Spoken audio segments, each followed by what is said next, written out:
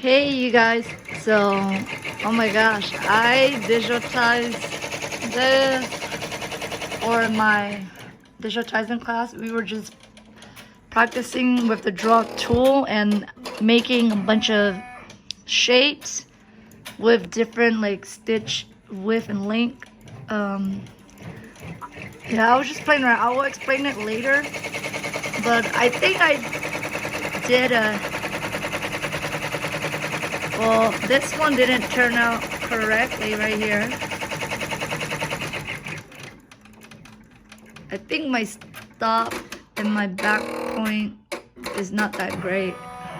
So, okay. I just want to let you guys know it's my first digitizing project. Oh, this one is not stitching. So let's try to correct that. This one is not stitching correctly. Let me see.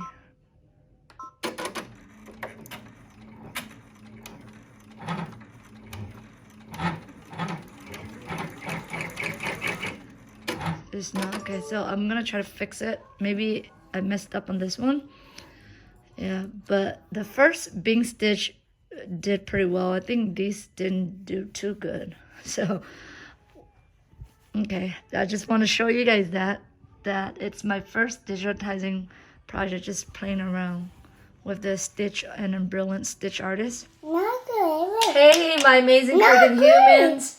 So today I just want to share what I did for the first digitizing class. You guys, it's no joke. Digitizing is, there's just so much to learn. So in the first class we learned about all the different type of run stitch that Embrillance offer. I think most of the digitizing program have these type of stitch. So we didn't learn about sand stitch in the first class. So we learned about like Bing stitch. This is the single is kind of like a basting stitch. So that's why I got these, because it didn't hold. You see, it already came off. Because the single, it's more like a basting, so it came off. And then a double, it's probably like just like the single, but it could go around twice. And I think this is my favorite, the chain stitch, you guys. So we were supposed to use the draw tool to, you know, try to create circles and squiggly lines, and then try to create zigzag. I just did like a wavy shape here. And then this one I used a single basting stitch, so it came off in the beginning. I think the basting is meant for more like basting. Cloudy, stop. So that's why the single stitch keep coming undone at the beginning and at the end. So yeah, so my favorite is the chain stitch, and then we also try to adjust like the length and the width. Some have length and width and pass, so we just adjust. This is like, for this piece I only left it at the default setting that Embrillance has, and then this one I play around with the setting. You guys can see this is the stem, and I adjust the width and the length and the angle like to a higher number, so you guys can see the stitch is different from here to here. So this is the default setting for the stem, and then that's the chain setting. The chain, you cannot change the setting for the chain. There's just no changing the setting for the chain. But I think you can change for this, the Bing stitch. Anything that I did this, I didn't put down the stat for the stem here, but I think all of these stitch, you can change the width and some you can only change width, and some you can change width and length. And then there's like the passes like that for the Bing stitch.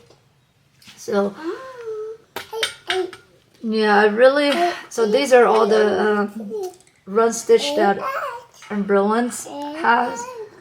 the Embrillance stitch artist, so bing stitch, single, double, chain, stem, back stitch, sashiko. I really like the sashiko too. So these two are my favorite. I think the bing, sashiko, and chain probably the most common used run stitch, and the single is probably used for more like basting, and then double probably like tack down. So yeah, so this one I did 6mm different than this one. This was the default, but this one I went up 6mm, and the stitch width here is longer than the 2.5. So I don't know what the 3 pass mean. Maybe like it go back and forth 3 times, you know. So this one's more prominent, like the line is more visible than this one with the 6mm.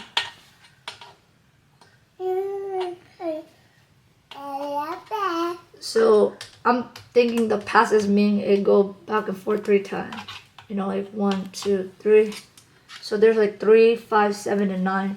So with they said that with the higher pass, you need to have a higher millimeter, like 4mm or higher for the width, because when it goes through like 9 passes, you don't want to have like a tiny millimeter. That's not gonna work well for the big stitch. So that's what I learned. And there's a lot of shortcut command or button that you have to learn, and you have to keep on doing it to remember them, because the default setting, it will make it more like a wavy circle effect when you try to use a draw tool. But there's some button that you have to press to make it like a zigzag. Yeah, so I was playing with that, and then we did square.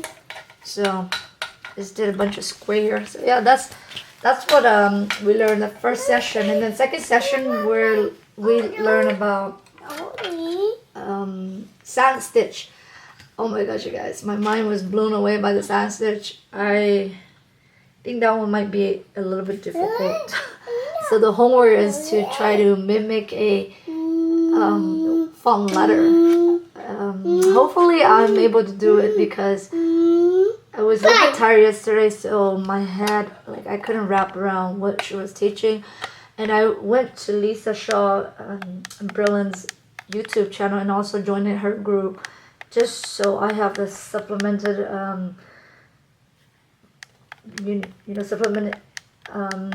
just the extra knowledge to try to figure out how to do the homework, because I feel like the class the teachers, she taught really well. It's just, I feel like I needed more extra help, you know, so I have to watch more video to try to understand and practice some more on my own.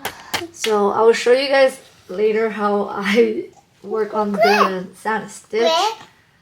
Yeah, it might be a little bit tricky. So sand stitch, I learned that there's 2 ways to do it. There's the sand border and then the sand column.